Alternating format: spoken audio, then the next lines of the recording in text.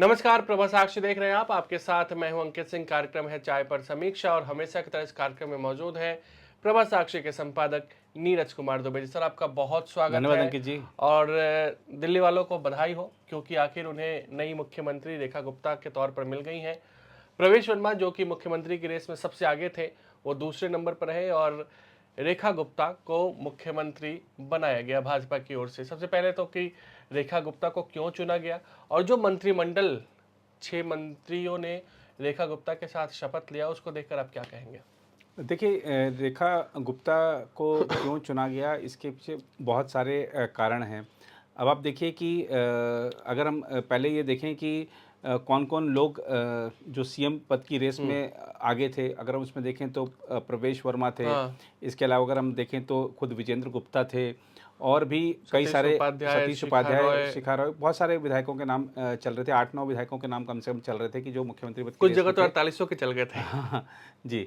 और जब विधायक दल की बैठक हुई थी तो सबसे पीछे बैठने की होड़ लग गई थी, क्योंकि सबको लगा था कि शायद पीछे से हाँ। नंबर आएगा।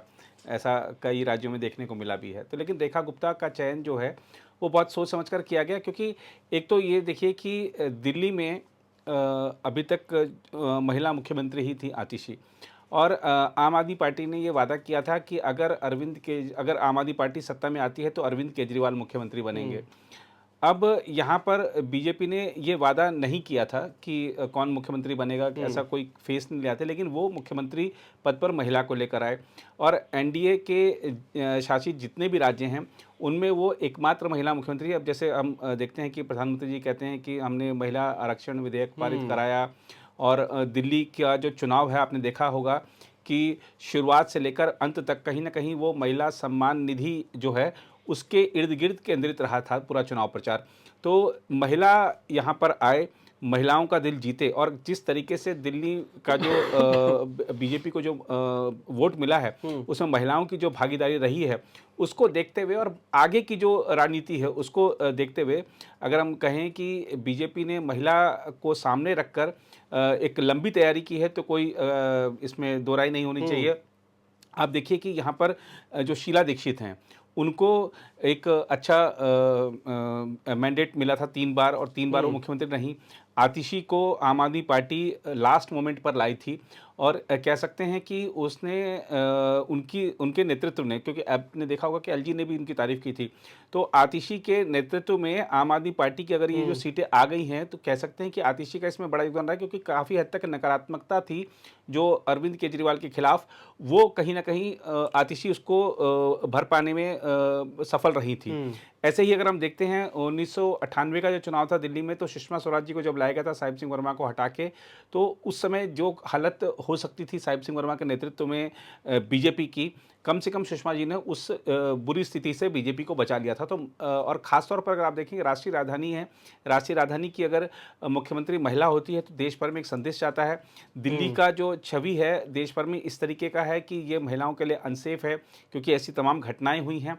तो महिला मुख्यमंत्री होगी तो शायद वो हालात में सुधार कर पाए। हालांकि कानून व्यवस्था केंद्र का विषय है दिल्ली की अगर बात करें तो, क्योंकि पूर्ण राज्य नहीं है, लेकिन फिर भी एक और ख़ास तौर पर अगर हम जो चयन हुआ है रेखा गुप्ता का, उसके पीछे उनकी जो चाहे संगठनात्मक उनकी जो अनुभव रहे हों, चाहे उनकी जो लीडरशिप है अब तक की, वो रही हो। आप देखिए कि डूसू में वो जब दिल्ली विश्वविद्यालय छात्र संघ की हम्म। सचिव थीं, अध्यक्ष थीं, तो उनको पता है कि छात्रों की ज़रूरतें क्या हैं।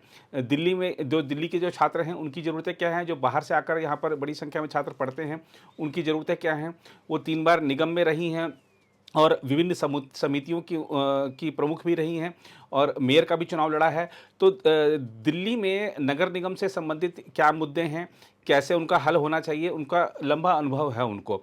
और विधानसभा का चुनाव भले वो पहली बार जीती हैं, लेकिन 2 बार उन्होंने पहले लड़ा भी है। हम्म। तो इसलिए वो दिल्ली की राजनीति दिल्ली में क्या ज़रूरतें हैं, क्या मुद्दे हैं दिल्ली के, इनसे भली-भाँति परिचित हैं। संगठन में वो कई सारे अहम पदों पर रही हैं। जो बीजेपी का जो महिला मोर्चा है उसकी राष्ट्रीय उपाध्यक्ष रही हैं, और विभिन्न प्रदेशों की प्रभारी रही हैं युवा मोर्चा में रहने के दौरान। तो कई सारे उन्होंने पद संगठन में निभाए हैं, और प्रशासनिक अनुभव भी है। और जो दिल्ली की जो चाहे वो सिविक ज़रूरतें हैं, दिल्ली की जो बुनियादी ज़रूरतें हैं, दिल्ली को आगे कैसा भविष्य की ओर लेके जाना है, इस बात में वो काफ़ी अच्छे उनके पास रूपरेखा भी है और पार्टी उनको मदद भी करेगी कि इस तरीके से दिल्ली को आगे बढ़ाना है। और जिस तरीके से उन्होंने पद संभालते के साथ ही दिखा दिया है कि जो प्रधानमंत्री नरेंद्र मोदी के नेतृत्व में बीजेपी ने संकल्प पत्र के 3 जो चरण में जारी किए थे, उसमें जो वादे किए गए थे, उसको वादे पूरे करने के लिए वो कृत संकल्पित हैं। और आप देखिए कि किस तरीके से उन्होंने पद संभालने के तुरंत बाद कैबिनेट्स जो पहली हुई उससे पहले यमुना आरती में उन्होंने भाग लिया। तो यमुना की सफाई भी एक बड़ा मुद्दा था दिल्ली चुनाव प्रचार के दौरान, और उन्होंने दिखा दिया है कि यमुना की सफाई जो है वो हम करके रहेंगे, यमुना को स्वच्छ निर्मल बनाकर रहेंगे। और एक और चीज़ जो है, आप देखिए कि उनके जो मंत्री हैं वो सड़कों पर उतरे हुए हैं पद संभालने के साथ से ही। कोई देख रहा है कि कहीं अंडरपास में पानी तो नहीं भर जाए, कोई देख रहा है कि जो परियोजनाएं निर्माण की चल रही हैं उसमें क्या प्रगति है, कहाँ पर क्यों काम रुका पड़ा है। कोई अस्पतालों का दौरा कर रहा है, कोई स्कूलों का दौरा कर रहा है। तो तमाम मंत्री भी अब काम करते दिख रहे हैं। जो एक दिल्ली में जो एक वातावरण था कि सिर्फ एलजी से लड़ते रहो, दिल्ली सरकार के जो अधिकारी हैं, कर्मचारी हैं, उनको ऐसे फरमान सुनाते रहो कि वो बेचारे काम ही नहीं कर पाएँ। और आप देखिए कि इस तरीके का एक वातावरण बन गया था दिल्ली में कि जो दिल्ली सरकार के जो मंत्रालय हैं वही विज्ञापन जारी करके कहते थे कि जो मुख्यमंत्री जी या नेताजी जो घोषणा कर रहे हैं उसकी कोई वैसी कोई योजना नहीं है। और एलजी से लड़ने का खाली एक यहाँ पर वातावरण था। तो मुझे लगता है कि दिल्ली अब मिलकर आगे चलेगी। और जिस तरीके से मैं देख रहा था कि जो दिल्ली सरकार के जो कर्मचारी हैं, अधिकारी हैं, उनमें जो हर्ष का माहौल है सत्ता परिवर्तन का, वो मुझे लगता है कि शायद जनता से भी ज़्यादा है। क्योंकि उनको ऐसे फरमान दे दिए जाते थे कि उनके लिए मुश्किल था, क्योंकि उनको पता था कि कानून सम्मत नहीं है। अब वो आगे बढ़ें तो वो उनके ऊपर दिक्कतें आएंगी, कानूनी अड़चनों का सामना उनको करना पड़ेगा। नहीं करें तो मुख्यमंत्री जी या मंत्री जी डांटेंगे। तो बड़ी समस्या थी। तो बस खाली एक कह सकते हैं कि यहाँ पर खाली बस एक गुरिल्ला युद्ध टाइप का छिड़ा हुआ था। तो दिल्ली वासी इससे बहुत परेशान थे, क्योंकि आप देखिए कि जिस तरीके से जो मंत्री जब दौरा कर रहे हैं तो देख रहे हैं कि अस्पतालों में एम्बुलेंसों की हालत ख़राब है। अस्पतालों कई वो जो एक रावतुला राम अस्पताल गए तो वहाँ देखा कि वहाँ पे आईसीयू बेड नहीं है। तमाम तरह की जो दिक्कतें हैं, आप देखिए कि जो अब लोगों को पहली कैबिनेट में ये फैसला हुआ कि आयुष्मान योजना का लाभ मिलेगा, तो दिल्ली को लाभ मिलेगा। और जिस तरीके से नई सरकार ने कहा है कि साल भर की कार्य योजना बनाई जाएगी कि कैसे जो वायु प्रदूषण से निपटा जाए, जल की कमी नहीं हो पाए, और दिल्ली को पानी उत्तर प्रदेश से और उत्तराखंड से भी और मिले, इसके लिए कार्य योजना बनाई जाएगी। तो आप मिलकर चलेंगे तो क्यों नहीं उत्तर प्रदेश और उत्तराखंड आपकी मदद करेंगे। तो दिल्ली की समस्याओं का छुटकारा तभी मिल सकता है जब आप सबके साथ, अपने पड़ोसी राज्यों के साथ सकारात्मक व्यवहार करें, उनसे मित्रवत व्यवहार करें। लड़ झगड़ कर काम नहीं होता। ये देख लिया अब दिल्ली ने 10-11 साल। अब दिल्ली मिलकर आगे बढ़ेगी और समस्याओं का हल करेगी। और जो एक विकसित भारत का जो आधार बनाने के लिए विकसित दिल्ली की परिकल्पना की गई, मुझे लगता है कि शायद अब उस पर आगे बढ़ने का समय अब हम तेज़ी से आगे बढ़ते देखेंगे। बिल्कुल, हमने दिल्ली की बात तो कर लिया, लेकिन सर अगर किसी पार्टी के वरिष्ठ नेता को ये कहना पड़े सार्वजनिक प्लेटफॉर्म पे कि पार्टी में मेरी भूमिका आगे क्या है, जी, तो उससे अंदाज़ा लगाया जा सकता है कि वो नेता बहुत ज़्यादा संघर्ष कर रहा है पार्टी में खुद को फिट करने के लिए। जी, हालांकि वो पार्टी से जुड़ा हुआ व्यक्ति है, 4 बार से सांसद है, अंतर्राष्ट्रीय स्तर पर अच्छी छवि है, देश में भी उसके अपने चाहने वाले हैं। जी, लेकिन आखिर शशि थरूर और कांग्रेस आला कमान के बीच क्या चल रहा है? जी। देखिए जो कुछ रहा है वो सामने ही है। दूसरी बात ये है कि शशि थरूर, आप देखिए कि वो यूएन में जो संयुक्त सचिव रहे, अपने आप में बहुत बड़ा पद था, अंतर्राष्ट्रीय मामलों के जानकार हैं। मनमोहन जी की जो सरकार थी उसमें विदेश राज्य मंत्री रहे थे, शिक्षा भी था उनके पास राज्य मंत्री के तौर पर विभाग। तो एक अनुभवी प्रशासनिक राजनयिक व्यक्ति हैं। उनके अनुभव का लाभ जो है वो कांग्रेस पार्टी को उठाना चाहिए था। लेकिन कांग्रेस पार्टी लगातार, खासतौर पे जब से उन्होंने कांग्रेस अध्यक्ष पद का चुनाव लड़ा है, तब से आप देखिए कि उनको बिल्कुल लड़वाया गया। हाँ, लड़वाया ही गया कह सकते हैं। तो और उस समय भी आप देखिए कि सिर्फ वो आज शिकायतें कर रहे हैं, शशि थरूर किनारे कर रहे हैं, कि ऐसा नहीं है। उस समय भी उन्होंने आरोप लगाए थे पूरी चुनाव प्रक्रिया पर कि जो मतदाता सूची हैं वो समय पर नहीं दी जा रही हैं, या तमाम जो उस समय के आप देखेंगे जो अध्यक्ष पद का चुनाव लड़ रहे थे, वो तमाम तरह के आरोप लगा रहे थे। और एक तरह से उन्होंने ये बताने की कोशिश की थी कि बस एक आदमी को जिताने का प्रयास किया जा रहा है। तो वो चुनाव कांग्रेस अध्यक्ष का जो हुआ, ठीक है कि मल्लिकार्जुन खड़गे जीत गए थे, लेकिन पूरी तरह से निष्पक्ष था चुनाव, इस बात पर कई सारे सवाल उन्होंने उठाए थे। अप्रत्यक्ष रूप से उठाए थे, लेकिन उठाए थे। अब आप देखिए कि संसद में बहुत सारे महत्वपूर्ण मुद्दों पर बहस होती है। जो फर्स्ट टाइम के एमपी आए हैं कई सारे, उनको मौका दे दिया जाता है, या जो खासतौर पर राहुल गांधी के करीबी हैं या गांधी परिवार के करीबी हैं, उनको मौका दे दिया जाता है। शशि थरूर नहीं बोल पाते, उनको अवसर नहीं दिया जाता। उन्होंने यही तो बात कही है कि मुझे महत्वपूर्ण मुद्दों पर अवसर नहीं दिया जाता। इतने वरिष्ठ नेता जो कि 2009 से लगातार जीत रहे हैं, आप उनको जो पार्टी के जो महत्वपूर्ण निर्णय हैं उसमें कभी शामिल नहीं करते।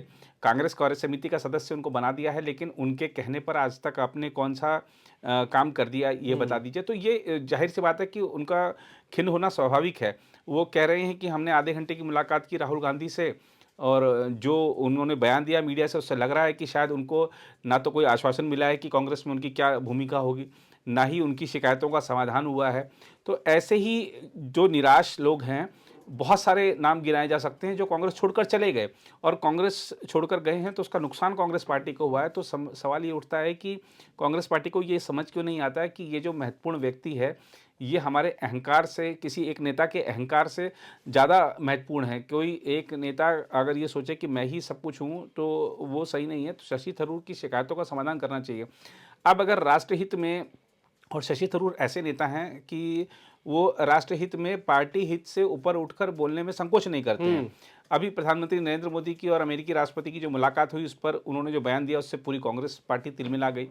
अभी उन्होंने जो वहाँ पर वाम मोर्चा सरकार जिस तरीके से जो उसकी स्टार्टअप नीतियाँ हैं, या जो औद्योगिक निवेश वहाँ पर बढ़ा है, उसको लेकर अगर उन्होंने एक आर्टिकल लिख दिया तो वो कांग्रेस को पचा नहीं है। और अगर कोई व्यक्ति चाहता है कि मेरे राज्य में निवेश आए, भले ही दूसरी पार्टी की सरकार हो, अगर उसके समर्थन में कोई लेख लिख देता है, राज्य का भला हो रहा है, आपकी पार्टी का थोड़ा बहुत नुकसान हो रहा है, तो भी चलना चाहिए कि ठीक है, हमारे राज्य का भला हो रहा है, हमारे राज्य में निवेश आ रहा है, रोजगार बढ़ रहे हैं। लेकिन कांग्रेस पार्टी को पचा नहीं, क्योंकि वहाँ पे कुछ निकाय चुनाव भी होने हैं। और पूरी कांग्रेस नेता, चाहे अब वहाँ पर हम उनके जो प्रदेश अध्यक्ष हैं उनकी बात कर लें, जो विपक्ष के नेता हैं उनकी बात कर लें, केसी वेणुगोपाल की बात कर लें, सबके बयान देखेंगे तो ऐसा लगता है कि सारे के सारे एकदम बौखला से गए हैं वो आर्टिकल पढ़ के। और यही नहीं, जो वहाँ पर केरल में कांग्रेस का जो मुखपत्र है राज्य का, उसने जिस तरीके से शशि थरूर पर हमला बोला है, चाहे ये आलेख को लेकर, चाहे प्रधानमंत्री की तारीफ को लेकर, वो दिखाता है कि अब शशि थरूर के पास ये ऑप्शन बचा नहीं है कि वो सार्वजनिक मंच पर अपनी बात रखें कि भैया मेरा क्या भविष्य है, मेरा क्या होगा। तो और जिस तरीके से जो सीपीएम ने उनका समर्थन किया है, जिस तरीके से बीजेपी नेता उनके समर्थन में बोल रहे हैं, तो आने वाले दिनों में अगर हम उनको पाला बदलते देखें तो कोई बड़ी बात नहीं होगी। और उनके लिए पाला बदलना आसान भी है। आसान क्यों है? क्योंकि हमने देखा था कि लोकसभा चुनाव में तिरुवनंतपुरम लोकसभा सीट में बीजेपी ने उनको कड़ी टक्कर दी थी। कई बार नेता सोचता है कि अगर मैं पाला बदल के उधर चला गया तो मैं चुनाव तो जीत नहीं पाऊंगा, क्योंकि उस पार्टी का आधार नहीं है। लेकिन शशि थरूर अगर बीजेपी कैंडिडेट होते हैं तो भी वो सीट निकाल सकते हैं, क्योंकि बीजेपी स्ट्रांग है तिरुवनंतपुरम में। तो ये एक फैक्टर उनके पक्ष में आता है कि वो पाला बदलने की सोच सकते हैं। दूसरा, शशि थरूर का अब केरल में खासतौर पे कांग्रेस में कुछ नहीं हो सकता, क्योंकि प्रियंका गांधी वाड्रा वायनाड से लोकसभा सांसद चुनी जा चुकी हैं। गांधी परिवार ये कतई नहीं चाहेगा कि प्रियंका गांधी वाड्रा से ज़्यादा लोकप्रिय नेता वहाँ पर कोई हो। तो शशि थरूर को उनके नीचे ही रहना पड़ेगा। भले उनके पास प्रशासनिक अनुभव ज़्यादा है, भले उनके पास राजनयिक अनुभव ज़्यादा है, भले उनके पास देश के लिए कुछ करने का जज्बा ज़्यादा है, लेकिन उनको नीचे ही रहना पड़ेगा। तो अब मुझे लगता है कि शायद जब से वायनाड से वो चुनी गई हैं, उसके बाद से शायद शशि थरूर को ये बात समझ आ गई होगी। तो ये जो उनके जो पीड़ा अभी झलक रही है ना, मुझे लगता है कि शायद कुछ बदलाव होगा ज़रूर वहाँ पर। बिल्कुल। लेकिन बदलाव की बात हम कर रहे हैं तो उत्तर प्रदेश भी है, उत्तर प्रदेश की सियासत भी है, और सबकी निगाहें 2027 के विधानसभा चुनाव पर है, जो कि 2027 की शुरुआत में होंगे। लेकिन ऐसा लग रहा है कि राहुल गांधी अभी से ही तैयारी में जुट गए हैं, और राहुल गांधी जो अपने पुराने वोट बैंक है, मुस्लिम और दलित, जी एक बार फिर से उसको साधने की हड़बड़ी में दिख रहे हैं। जी तभी तो वो ये कह रहे हैं कि मायावती हमारे साथ रहती तो कुछ ऐसा हो जाता। जी आप खुद से ज़्यादा दूसरे पर डिपेंडेंसी क्यों दिखा रहे हो? जी देखिए, उत्तर प्रदेश की जो राजनीति है उसमें कह सकते हैं कि कांग्रेस परजीवी है ही। अब आपने देखा कि लोकसभा चुनाव में उनको जो अप्रत्याशित सफलता मिली है, वो समाजवादी पार्टी से गठबंधन करके मिली है। और मायावती पर अटैक करके आपके पास दलितों के वोट आ जाएंगे, इसकी कोई गारंटी नहीं है। और राहुल गांधी की एक और शैली रही है राजनीति करने की कि वो चुनाव से बहुत पहले तो फील्ड में सक्रिय दिखते हैं, लेकिन चुनाव के वक्त गायब हो जाते हैं वो। और दूसरी बात यह है कि क्या जो लोकसभा चुनाव में उनको इतनी सीटें दे दी थी समाजवादी पार्टी ने, क्या विधानसभा चुनाव में इतनी सीटें उनको लड़ने के लिए मिलेंगी? और दूसरी बात कि राहुल गांधी कुछ और करते हैं और उनकी पार्टी के नेता कुछ और करते हैं, जिससे या तो राहुल सेल्फ गोल कर बैठते हैं या उनकी पार्टी के नेता कुछ ऐसा कर देते हैं जिससे कि वो मामला सारा पानी फिर जाता है सब चीज़ों का। अब एक तरफ राहुल गांधी कह रहे हैं कि मायावती हमारे साथ होती तो हम तस्वीर बदल देते, 2024 में नरेंद्र मोदी नहीं आ पाते। हो सकता है कि कुछ लोगों के मन में आया हो कि हाँ, मायावती ने गलत किया, इनका साथ देना चाहिए था। लेकिन उसी वक्त उदित राज, जो कि कांग्रेस के शीर्ष नेता हैं, पूर्व सांसद भी रहे हैं, उन्होंने बयान दे दिया कि मायावती का गला घोट देना चाहिए। ये बयान उन्होंने दिया। अब ये सुनकर जो दलित मतदाता हैं, जो भले ही आज वो ठीक है बीजेपी से जुड़ गए हों, किसी और से जुड़ गए हों, लेकिन एक समय वो बसपा के कोर वोटर रहे थे। और आपने घर भले ही छोड़ दिया हो किसी ने, लेकिन अगर उसके उस घर से जुड़े किसी व्यक्ति के खिलाफ इस तरीके का कोई बयान देगा तो वो उसको पचेगा नहीं। लोगों को पता है कि उदित राज कांग्रेस के नेता हैं, तो उसका नुकसान कांग्रेस को हो जाएगा। तो फायदा होने के बजाय नुकसान करा लिया कांग्रेस ने वहाँ पर अपना। तो कांग्रेस को देखकर चलना चाहिए कि हम क्या लाइन पर चल रहे हैं, और अगर एक लाइन हमने पकड़ी है तो क्या हम चुनाव तक वो लाइन पकड़े रहेंगे। अभी राहुल गांधी दिख रहे हैं क्या, लेकिन राहुल गांधी उसके बाद भी दिखेंगे, चुनाव के वक्त भी दिखेंगे, तो एक बड़ा सवाल है। और राहुल गांधी की जो राजनीतिक शैली है उससे हम सभी परिचित हैं, सेल्फ गोल करने में माहिर हैं वो। और उत्तर प्रदेश का जो मतदाता है वो राहुल गांधी ने एक बार जरूर कहा था कि जो यूपी के लोग हैं वो उतने परिपक्व नहीं है, या सब उत्तर भारत के लोग जो उतने परिपक्व नहीं, लेकिन उत्तर प्रदेश के लोग राजनीतिक रूप से बड़े परिपक्व हैं, वो बड़ा सोच समझकर फैसला करते हैं। बिल्कुल, तो ये था इस सप्ताह का चाय पर समीक्षा कार्यक्रम। आपको ये कैसा लगा कमेंट बॉक्स में जरूर बताइएगा। आज के लिए मुझे यानी अंकित सिंह और प्रभा साक्षी के संपादक नीरज कुमार दुबे को दीजिए इजाजत। नमस्कार। अगर आप भी लेना चाहते हैं देश दुनिया की तमाम जानकारी तो आज ही सब्सक्राइब करें हमारे चैनल को। साथ ही नीचे दिए बेल आइकन को जरूर दबाएं ताकि हर अपडेट आप तक पहुंच सके।